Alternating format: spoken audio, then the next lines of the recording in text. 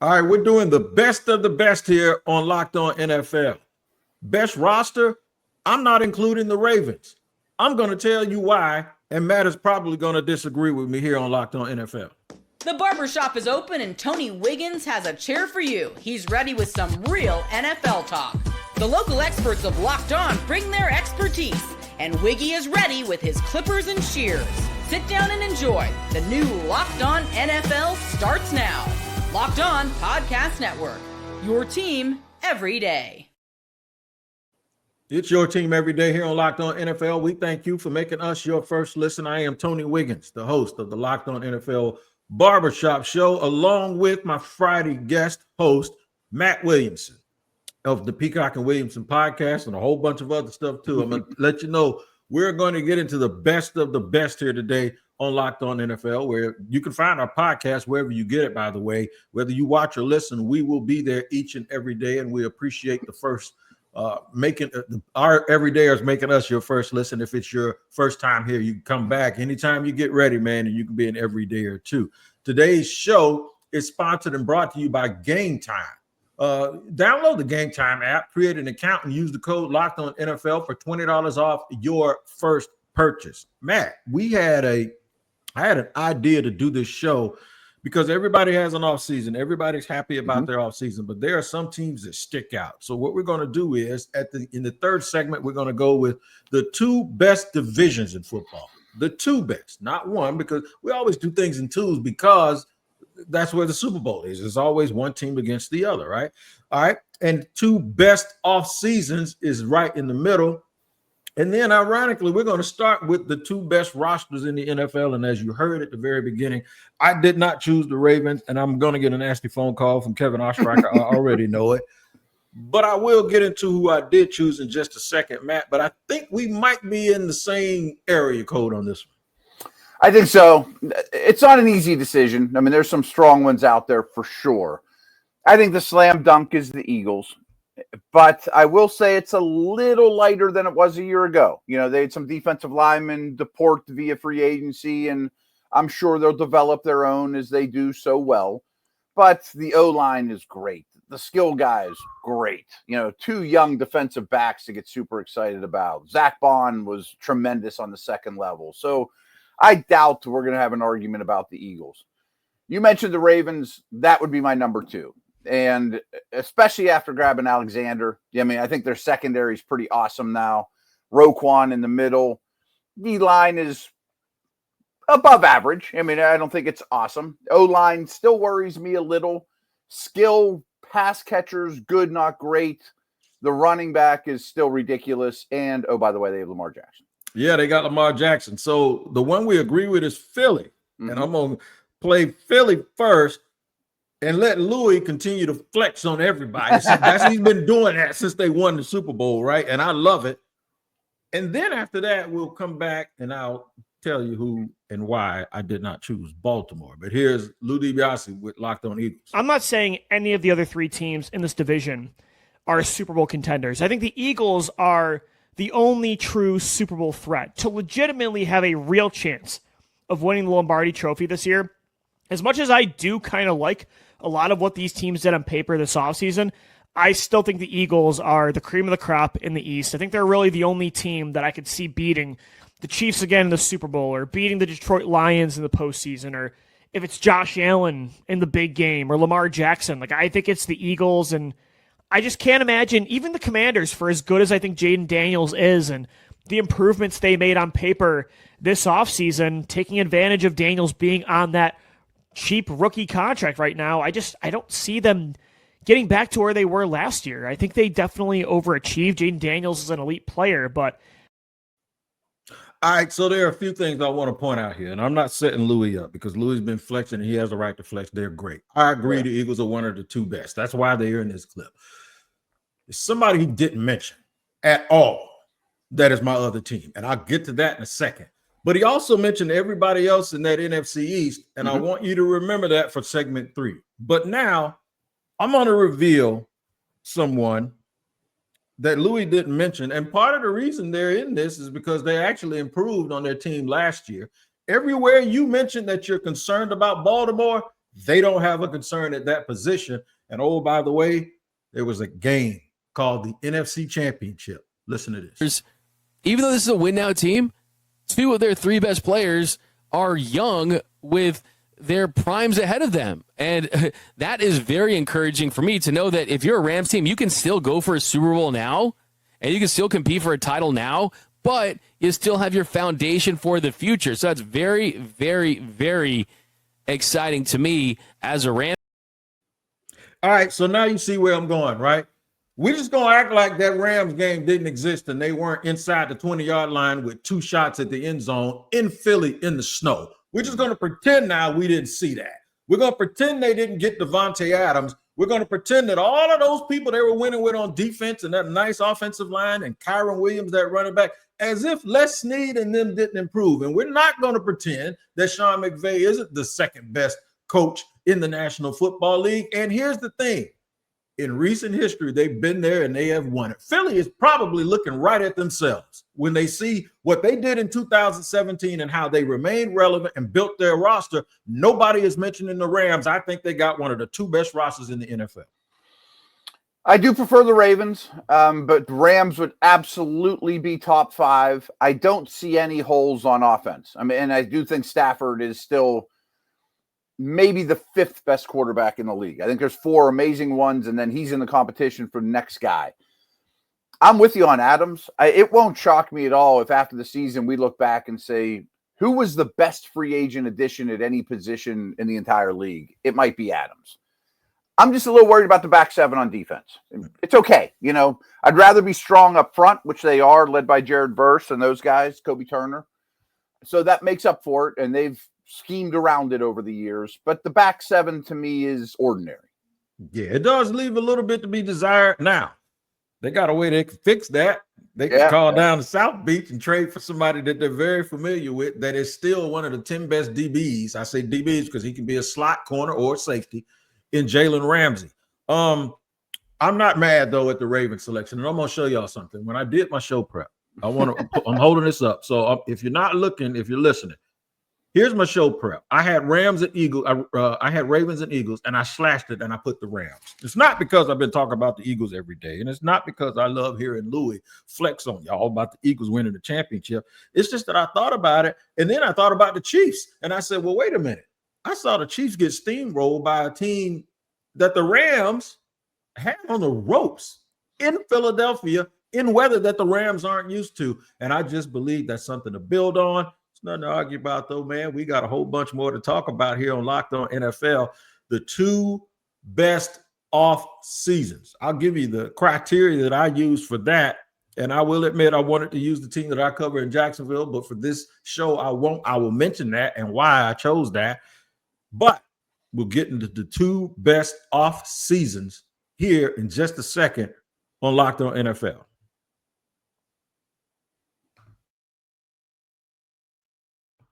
Today's show is brought to you and sponsored by Rugiet. Guys, if you've heard of Viagra or Cialis, maybe you've even tried them, but if you're looking for something beyond the usual pill, it's time to meet Rugiet Ready. Rugiet Ready is a next-gen prescription treatment designed to amplify arousal in the brain and boost blood flow. Unlike the usual pills that can take hours, Rugiet's 3-in-1 formula dissolves under your tongue and kicks in fast, on average about 15 minutes. That's what I'm talking about.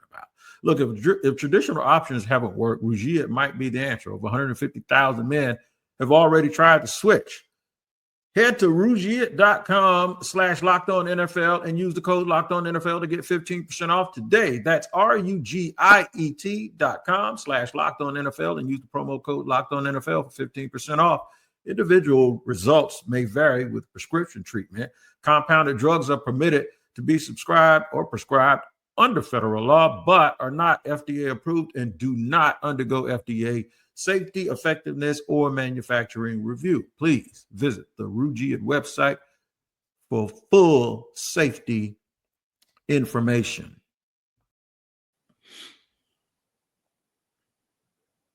All right, here with Matt Williamson. I'm Tony Wiggins, the host of the Locked On NFL Barbershop Edition. We are talking about the best of the best. We're naming 2 of the best of a whole bunch of categories, and now we get the best off season. Let me tell you about the Jaguars. I think the Jaguars had probably their best offseason they've had, one of the 2 or 3 best since they've been in the National Football League. However, I think the biggest part of what they did was what they got rid of as opposed to what they gained. So it's not that I'm biased, so I won't use it. I think they had one of the 5 best, and I think they added a lot of stuff.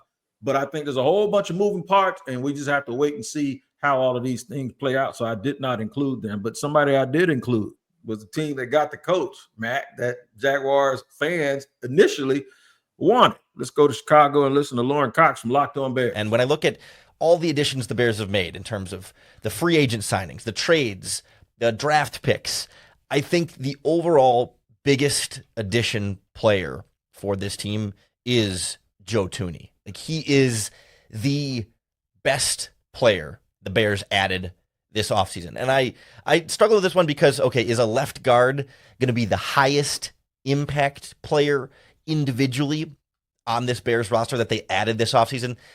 I don't know. I mean, I think the influence he has on whoever's going to be the left tackle next to him and whoever and Drew Dahlman at center next to him is going to be really key. I think his leadership in the locker room, his stabilizing presence on that line is going to be really key, and he'll be more valuable to this team than just a Pro Bowl left guard on the field, but something that offers them immense value beyond that. And I think being able to get a player of that caliber the way the Bears did was super, super important. And I just think in terms of the addition they've made that I'm most confident is going to be great, is going to have a big impact this season. The term monsters of the Midway refers to trenches. And you can't be a monster of the Midway if you can't block nobody, if you can't tackle anybody. And the Bears at least went all out on their offensive line. That to me, because I'm always screaming infrastructure, that to me makes them one of the 2 best offseason teams.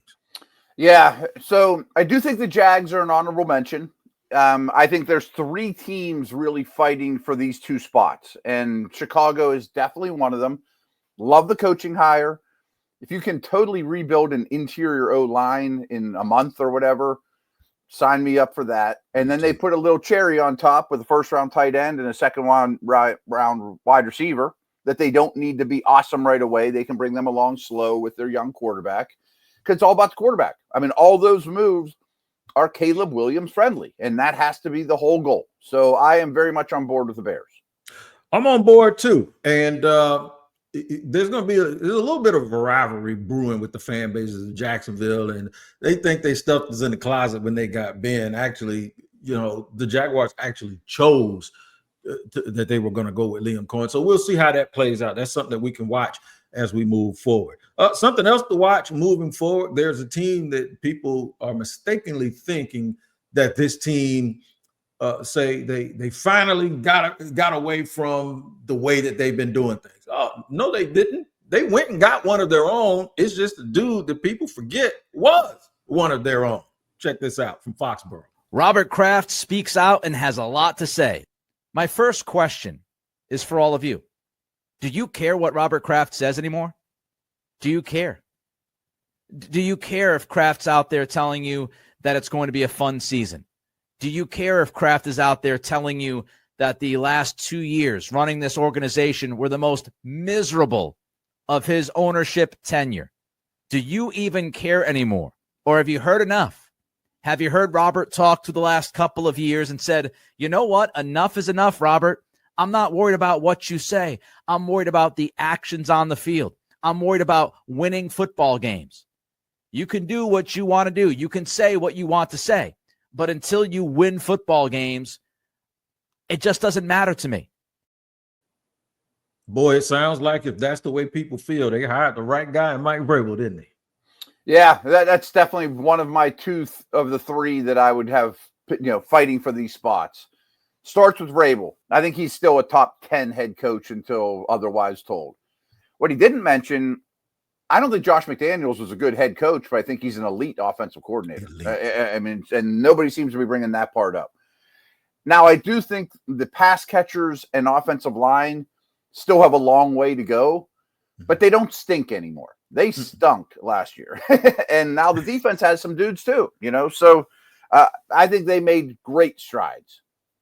Who's your third team? You honorable mention Jags. You had 3. You had Bears, Patriots, who's the other team that you fought to try to keep out of that top 3? Wig, we've been doing this long enough on Fridays. I think you'll agree with me, the Vegas Raiders. And they got better at all the most important things. Let's just go right down the ladder. They get better at ownership, Brady. They get better at GM, guy they got from the Bucs. Spytek. Yep. They get way better at head coach, Carroll. They get way better at quarterback, Geno. And then they sprinkle in some other stuff, Gentee and some other guys too. But the most important things got way better more than any team out there. Start even with ownership, They absolutely did. And they kept Max Crosby at home and kept him happy. And they're getting the kid. They're getting the kid back who he played last year, but the Kuhn kid, he was hurt. He's another really, really good Malcolm Kuntz, the edge rusher. So I really do believe that. And I believe it so much that you're going to hear about them in segment number 3. That's right. As we move on to 2 best divisions, you probably already got a hint what one of them is. We'll tell you who both of them are, and we'll do it in just a second here on Locked On NFL.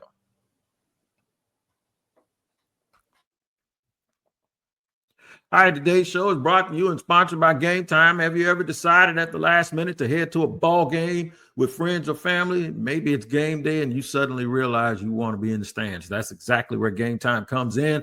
It's the easiest way to grab last-minute tickets without stress. With the money you save on tickets, you can splurge on food, drinks, merch, or even invite a bigger group to come with you. Game Time makes all of that possible. Game Time makes buying tickets fast and simple. Prices on the app actually drop the closer you get to the first pitch, and they've got incredible last-minute deals, clear seat views, and lower price guarantee that makes the worry and takes the worry out of buying. Game Time is the official ticketing partner of Locked On Major League Baseball, making it easy to browse the app for an exciting upcoming Major League Baseball game. I love Yankees and Red Sox games, man.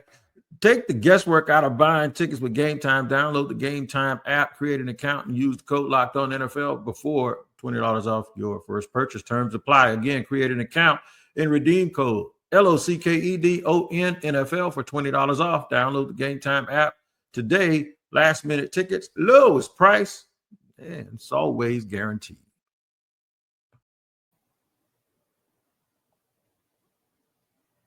Fun show here. We're doing the best of the best, mentioning our top 2. I know y'all probably sitting out there going, do they agree on everything? Well, we're about the same age.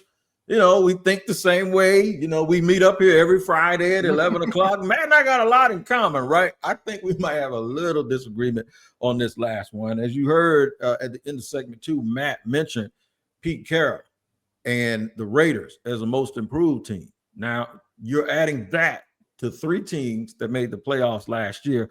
And that means the AFC West, in my opinion, is one of the toughest divisions in the NFL. Now, Jim Harbaugh, he's the only coach in that division to not win a Super Bowl. He's been to one, hasn't won one.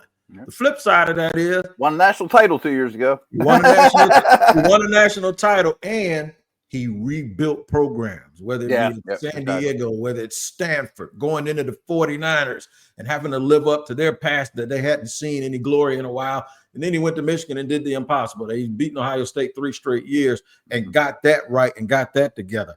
And so while he's the only one who hasn't won it, I don't think you'll find anybody that says he's not a top 10 coach in the National Football League. I want you to listen to this, and I'll tell you why I think not only it's him, but it's the AFC West, period. I want you to check this out. I feel great for the Chiefs fans, for our fan base. But if you don't like this team, if you're an Eagles fan and you're tired of seeing them, there's no escape from the NFL throwing the Chiefs at you all season long. No, and it's going to continue to be that way because Kansas City sells tickets, and Patrick Mahomes is the face of the NFL, and the NFL isn't shying away from that until he's dethroned. I didn't forget. We mentioned all of the superlatives, and we hadn't even talked about the Chiefs yet, right? And we sitting there. They've been to 5 out of the last 6 Super Bowls, and they've won 3. Come on, why haven't we mentioned them? I think they're actually better than they were last year. You know what? They're like my 4th best roster. So it's like I got cute by not including them, but I had to include them in this divisional section. I actually think for the reasons we mentioned, Chiefs, Chargers, Broncos, and those improved Seahawks, that the AFC West is now the best division in football. They would be third for me. 4 top 10 head coaches. That's awesome. The number 1 quarterback, another stud quarterback, and no weak link quarterbacks. That goes a long way for me too. And quality rosters. I think it's number 3 for me. Division. All right. So I think I told you who my number 1 is. We're going to surprise some people. Well, my number 2. Who we're going to surprise some. Who is the team that we're not talking about, that I'm not going to talk about, and that we didn't mention just then? Who's that third team? The division? Yes. Mean? My divisions go this way. AFC West is 3rd. NFC East is 2. And I think the NFC North is an easy one. I felt that way last year. Okay. I'll tell you why I don't feel that way this year. If it's just Baltimore and Pittsburgh, yes. If we're No, talking NFC North. NFC North. I'm sorry. Yeah. Okay. No, the Browns killed the AFC. Yeah, the Browns killed that division. Right, okay, right. let me go to the NFC North and tell you something. I felt that they were the best division in football a year ago during the season. However, David Harrison pointed something out to me, that one of the reasons they were really, really good is because that division did not really have a hard schedule outside of the division. It's a great point.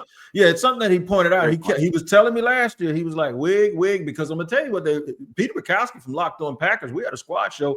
He was saying how they needed to realign the playoffs because you're going to have 3 teams with 13 wins in that one division, and they all got to play each other. Well, to my point, I said, no, don't do that, because now you're opening Pandora's box, because what if they get in and they're just really not that good, but it's just that they seem good, is because they're all is a lot of parity, right?